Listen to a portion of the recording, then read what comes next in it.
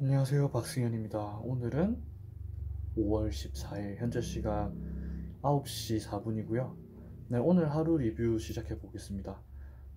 지금까지 해왔던 것들을 약간 요약을 해보자면 지금 1호시 플래너시 부의 자선에서 브로그로 준, 그리고 되게 중요한 1호시 플래너시를 기준으로 해서 이제 제가 각각의 프로젝트를 만들어냈죠. 그 프로젝트들을 쭉 만들어내서 이렇게 쭉쭉쭉쭉 정리를 하다 보니 10년 플랜을 세우고 거기서 5년 플랜, 1년 플랜, 그리고 한 달 플랜, 그리고 내일의 플랜까지 만들어지게 되었습니다. 그러다 보니 각각의 할 일들이 있는 게 아니라 각 파트별로 프로젝트가 나뉘는 거를 깨달을 수가 있었어요. 그러면 그 프로젝트를 어떻게 정해야 되는데, 아니면 우선순위는 뭐 어떻게 나눠야 되는데, 여기에서 고민을 하다가 우선순위를 정하게 됐고, 그 우선순위에 맞춰서 이제 지금 현재 시행하고 있는 것이 가장 먼저 해야 될 것, 이제 그 슬럼프나 뭔가 이제 슬럼프에서 이렇게 슬럼프로 가다가 슬럼프를 나오는 방법, 슬럼프에서 나와서 다시 더 개선할 수 있는 방법, 뭐 요런 방식으로 접근을 했었는데, 결과적으로는 책을 계속 읽어보고 뭔가 공부를 할수록 그것은 아니었어요. 그렇게 되었었을 때 프로토콜이 중요한 게 아니라 결국에 하고자 하는 말은 예방이 중요하다. 예방이 중요하다는 게 뭔 말이에요? 그러니까 소잃고 외양간 고치지 말자고. 미리 외양간 정비하고 미리 뭐 어디 도망가거나 이게 내가 잘못되지 않게 미리미리 훈련하고 예방하자고요. 그게 기본적인 개념이었어요. 이미 나빠지고 나서 그 다음에 그걸 막으려고 하면 어떡합니까?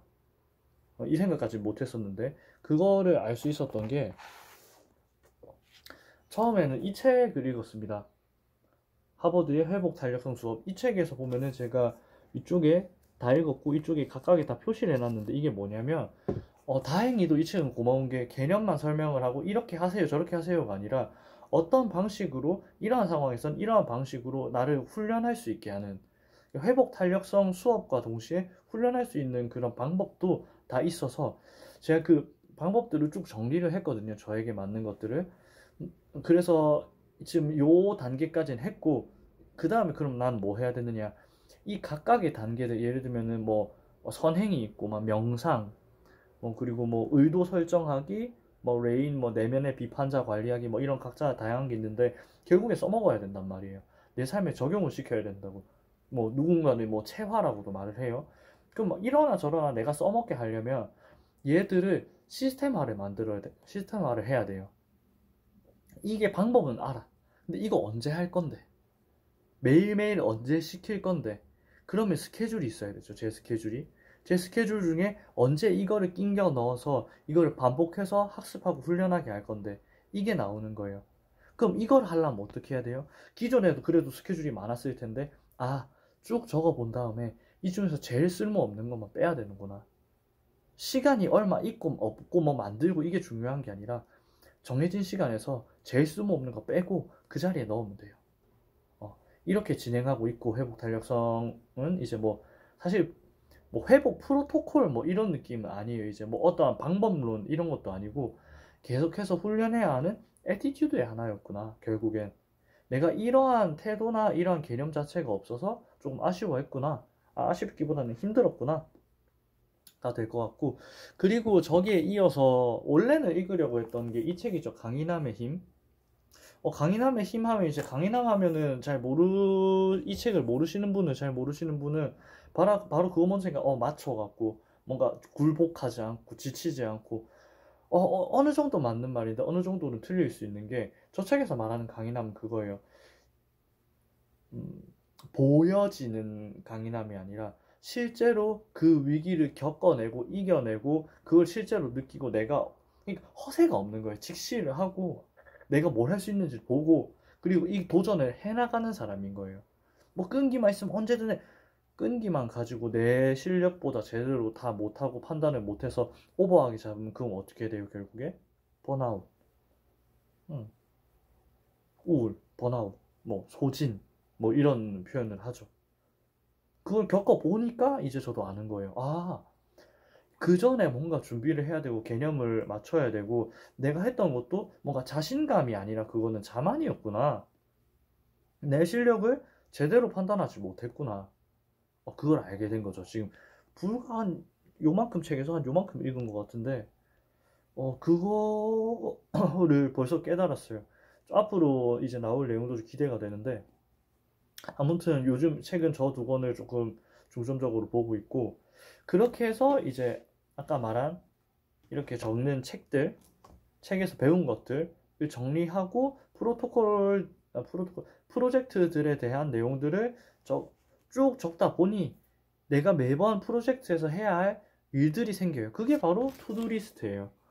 그 투두 리스트를 하나씩 적어가면 어떻게 되냐면 결국엔 내가 뭘 해야 된다. 그럼 각각이 어떻게 해야 된다. 그거를 내가 오늘 했으면 점수를 주고 안 하면 못 주고 못했으면 다음날로 밀리고. 근데 이거 오늘 반드시 해야 돼요? 아니요. 이건 앞으로도 계속해서 해나가면 되는 거고 이 방향성대로만 진행되면 되는 거예요. 왜냐면 제일 위에 있는 우선순위가 해결되고 나면 그 다음 게 올라가고 그 다음 게 올라가고 해서 계속 반복적으로 해나갈 거니까. 왜? 그 전에 우선순위를 미리 잡아놨거든. 제가 이번에 이 프로젝트를 전체적인 제 삶을 어떻게 살아보고자 하는 애티튜드를 되돌아보고 이것들을 적용하면서 가장 많이 느끼는 게, 결국 시스템이 견고하면 하나하나 내가 해나가는 건 그렇게 어렵진 않구나. 막 대단하지 않아요. 매번 빡빡빡빡빡 뭐 어떻게 해내고 머리가 잘 돌아갈 땐 그게 되겠지만, 머리가 조금 안 돌아갈 때도 우리가 조금 우울하거나 힘든 상황이거나 멘탈이 안 좋은 상황에도 하긴 해야 된단 말이죠. 그때 이 상황에서 할 수 있게 하는 게 시스템인 것 같아요. 요즘 그런 생각을 많이 하고 있고, 그리고 부담이 없어요. 시스템이 있으면 내가 짜놓고 고민을 해놓은 시스템대로만 가면 되니까. 요런 비유가 생각나는데요. 누군가 피라미드를 만들려고 했대요. 두 사람한테. 한 사람은 되게 열심히 해요. 그래서 막 매번 돌을 막 짊어 올라가고, 막 얼마나 어떻게 해야 막 이제 돌을 더 많이 한 번에 옮길 수 있고, 어떤 식으로 해야 뭐 돌을 여러 개를 하고 안 지치고 이런 거에 대해서 한 사람이 있었고, 한 사람은 계속 앉아서 뭐 이렇게 그림만 그려요. 어디 나가서 보니까 뭐 좀 술 마시고 한잔하고 놀아. 막 사람 만나고 다녀. 걔 그래서 열심히 이거 하던 애가 이제 걔보다 좀 많이 지었어. 한 3년 지났는데 많이 지어가지고 걔가 이제 물어보고, 나는 이렇게 근력도 좋고 지구력도 좋아가지고 벌써 이만큼 했는데 너는 지금까지 뭐 하고 있냐. 자기는 설계하고 있었대요. 걔는 뭐 힘센 애는 뭐 참 아직까지 한 것도 없으면서 그래 매번 이게 옮기러 갔어요.